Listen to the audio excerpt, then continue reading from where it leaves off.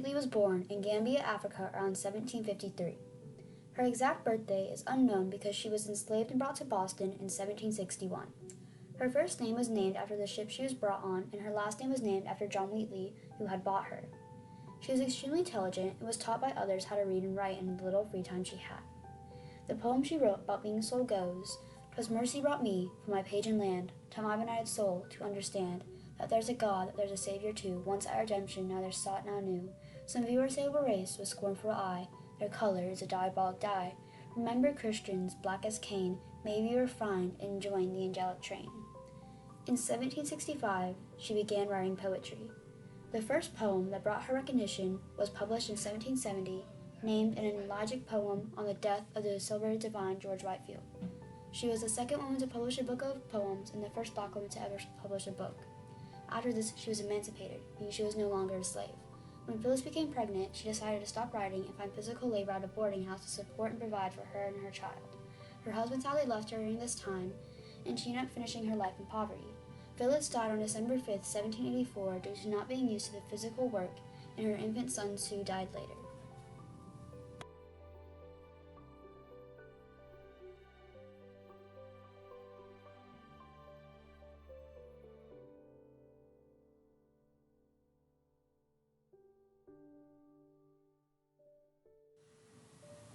Margaret Corbin was born on November 12, 1751 in Western Pennsylvania.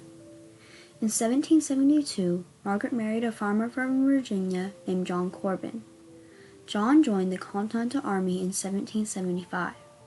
This left Margaret with two choices. Either she could stay behind, where she would have to care for herself and might fall victim to poverty, or she could travel with John and endure all the hardships and dangers of life and war. She chose to join her husband and decided to join the Continental Army's camp followers on November 16, 1776. Margaret followed her husband into battle, and as her husband fought against the British for as long as he could, he and most of his team were killed. When they died, Margaret took over the cannon. Sadly, the British won the fort, and Margaret was taken in by them as a wounded prisoner. On July 6, 1779, Congress awarded Margaret with a lifelong pension in recognition of her service. It was the first time the new government officially recognized the military service of a woman, but they only awarded her half of what a man would receive. On January 16, 1800, Margaret died.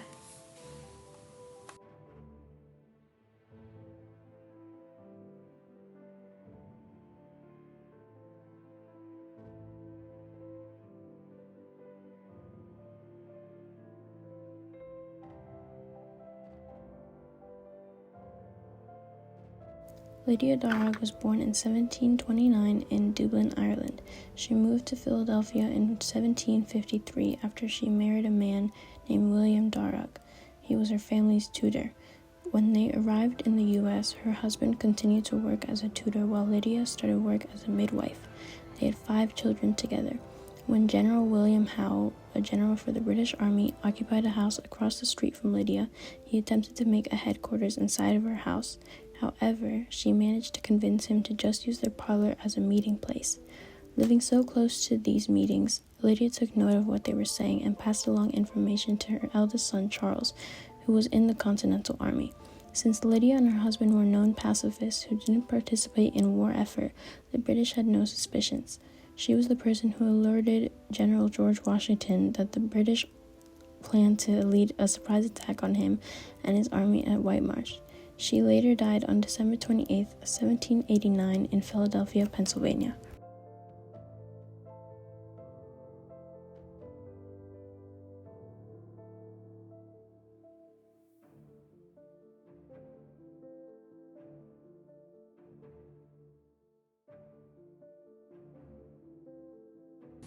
Mary Hayes, although some might have heard of her as Molly Pitcher, was born October 13, 1754 in Trenton, New Jersey.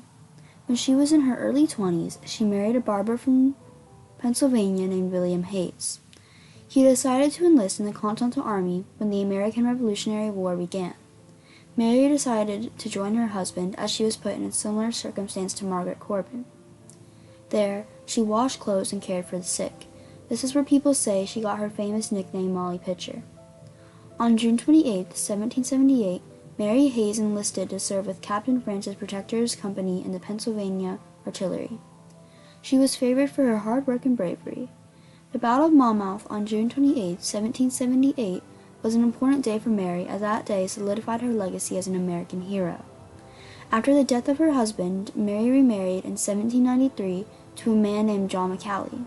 She lived the rest of her life in Carrollsville, Pennsylvania, until she finally died on January 22, 1832, due to skin cancer.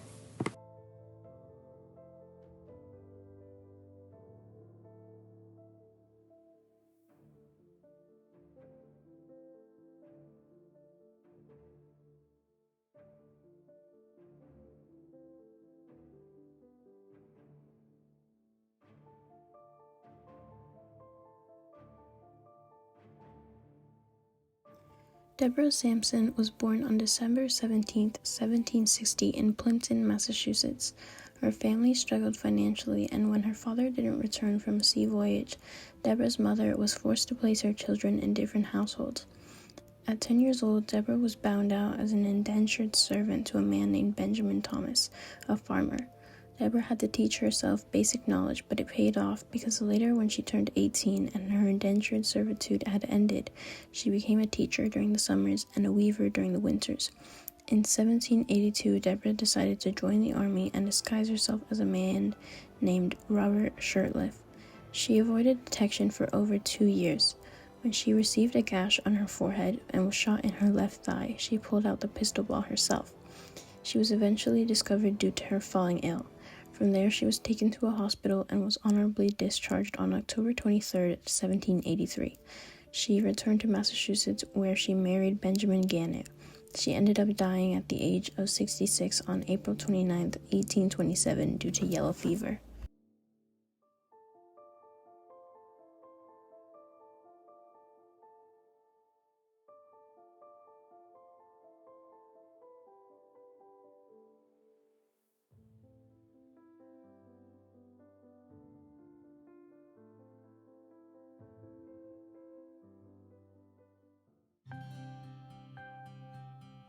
One thing all these women had in common was their lasting impact and effect they have on today's society.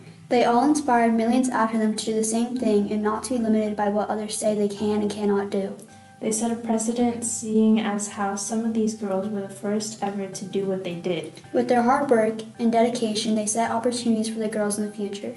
These opportunities include letting more girls enter the workforce, more women joining the army, and giving women the right to vote, and plenty more. They made their entire country realize that women are more than just childbearers and wives, that women deserve to be equal to men.